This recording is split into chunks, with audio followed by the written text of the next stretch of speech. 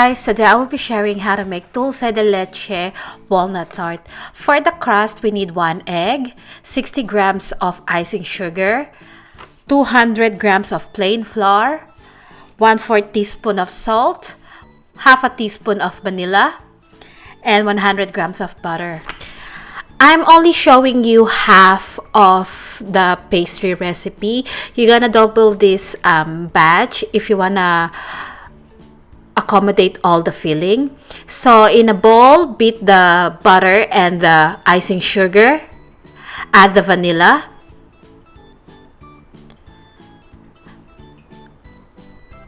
once it's well combined, we can add the egg,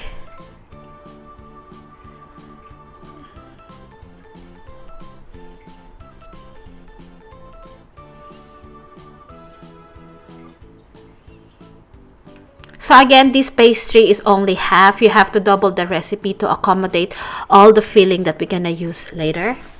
Now we will add the flour and the salt as well. I forgot to add the salt here. So now use your hands to lightly knead the dough until it comes together. Just like this.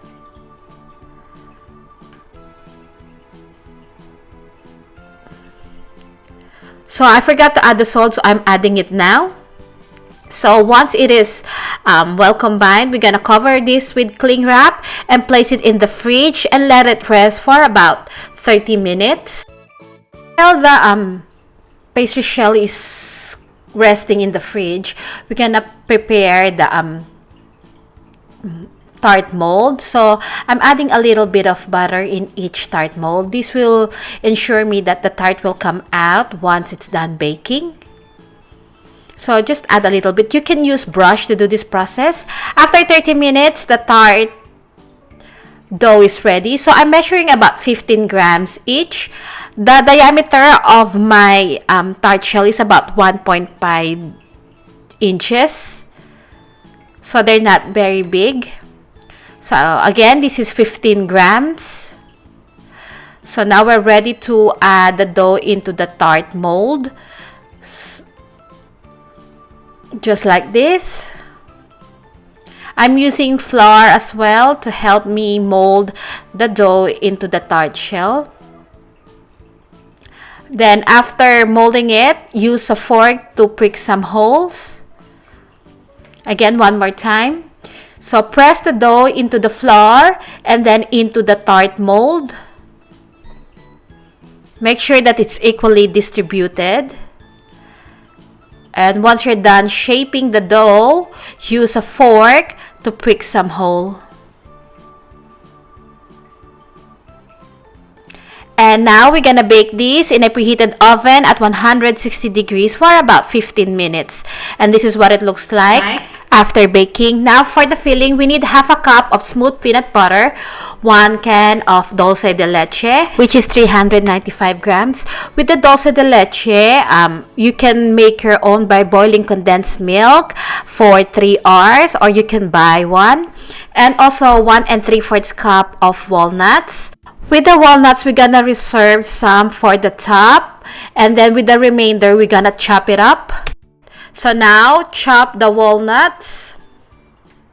You can use a food processor to do this process, but you don't want to make it too fine.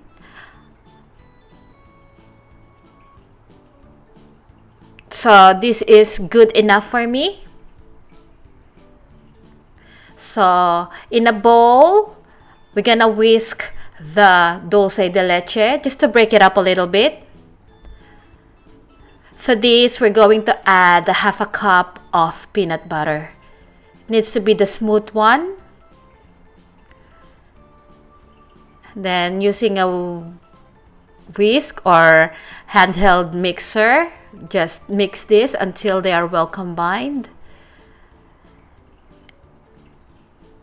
And finally, we're going to add the chopped walnuts.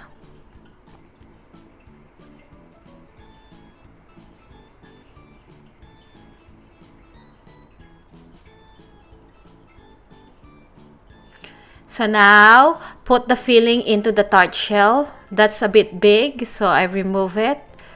So put about 3/4 teaspoon of the filling into the tart shell.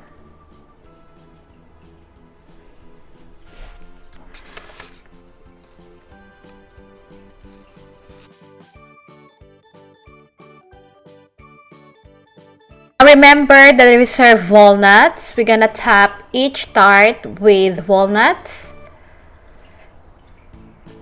Just like so. And then we're gonna place this back in the oven at 180 degrees Celsius for about 10 to 15 minutes or until the top is crunchy. And this is what it looks like after baking. Now let it cool down in a wire rack.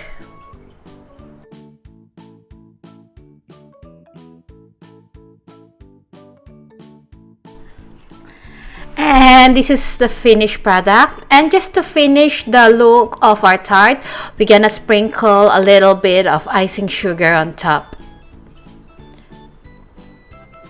This is so good. I highly suggest you give this a try. It's so easy to make as well.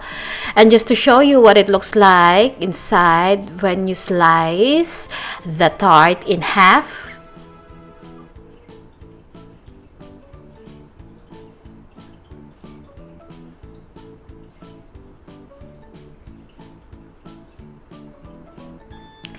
Please do give this a try. I can guarantee that you're not gonna be disappointed making this. Thank you so much for watching, and I'll see you again next week. Bye.